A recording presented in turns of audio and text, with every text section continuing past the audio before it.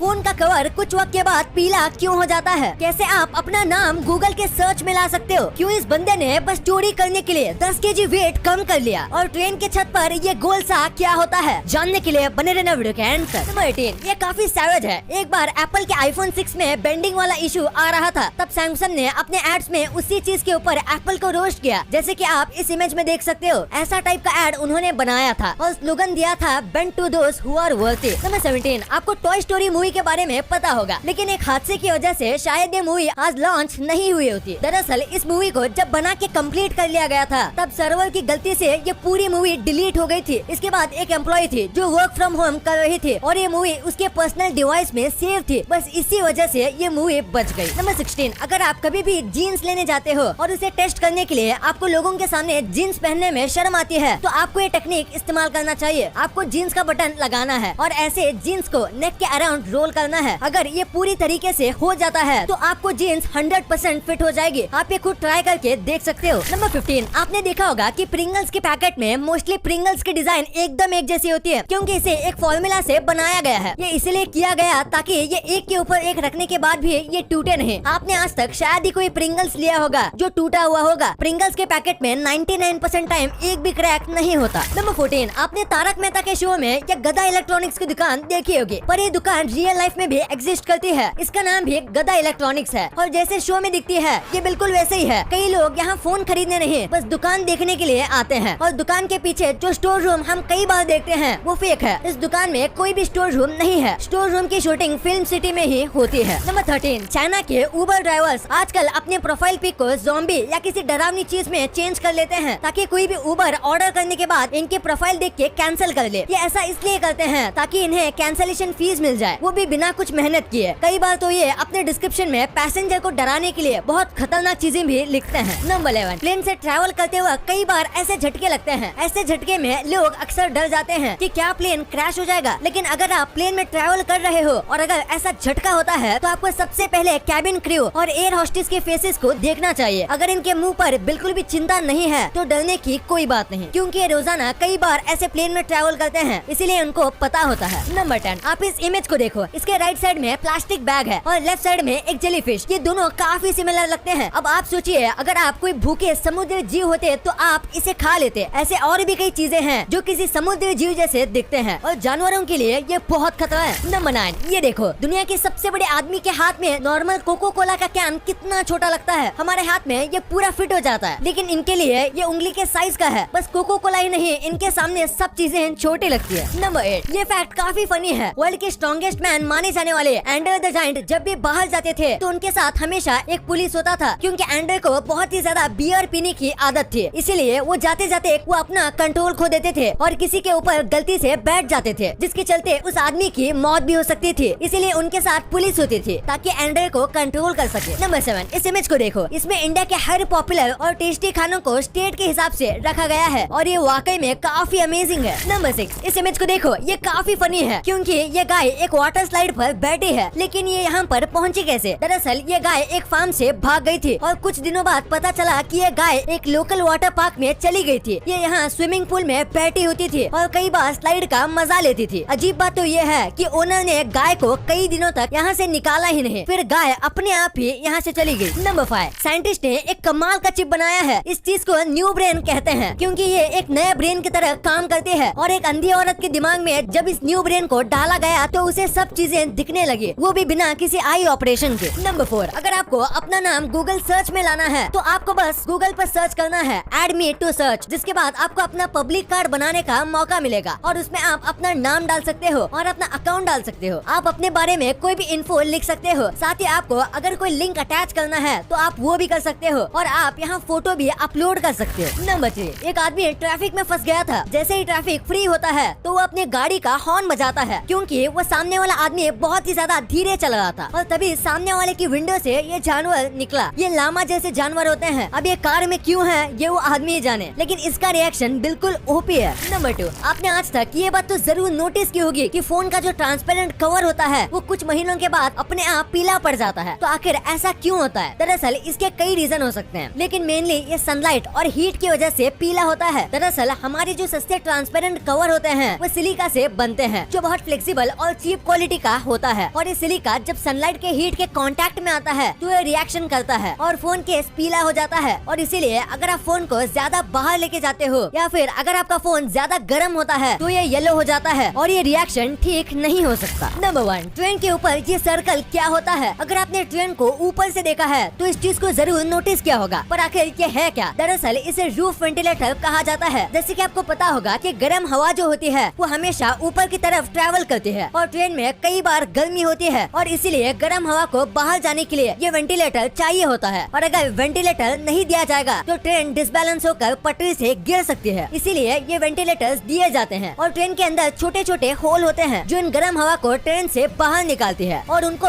ऊपर से सर्कल में ढका होता है ताकि बारिश का मौसम हो तो पानी ट्रेन के अंदर ना गिरे। गाइस, आपके लिए कुछ बोनस फैक्ट। 2004 में एक लड़की ने अपने पूरे परिवार की और साथ ही 100 लोगों की जान बचाई थी। दरअसल ये लोग बीच पर गए थे और इस लड़की को 2 हफ्ते पहले स्कूल में ज्योग्राफी सब्जेक्ट में ये पढ़ाया गया था कि सुनामी आने से पहले माहौल कैसा होता है और इस लड़की ने इस बीच पर ऐसा ही माहौल एक्सपीरियंस किया और उसने सबको बताया और सबने इसकी बात मान भी ली और बीच से जाने के बस 30 मिनट बाद यहाँ बहुत बड़ा सुनामी आया। गाइस, ये फैक्ट तो नहीं लेकिन मुझे काफी फनी लगा। आप जब भी बचपन में कैटफिश का नाम सुनते थे तो आपका तो पता नहीं लेकिन मेरे दिमाग में कुछ ऐसा इमेज बनता था जो कि काफी फनी है। क्या आपने भी ऐसा कभी सोचा है? कमेंट्स में जरूर बताना। वीडियो अच्छी लगी तो इस वीडियो को लाइक करना और अपने दोस्तों के साथ शेयर करना ताकि उनको भी पता चले कि आप कितने अमेजिंग वीडियोस देखते हो और ऐसे ही वीडियोस आगे भी देखने के लिए हमारे चैनल को सब्सक्राइब करना।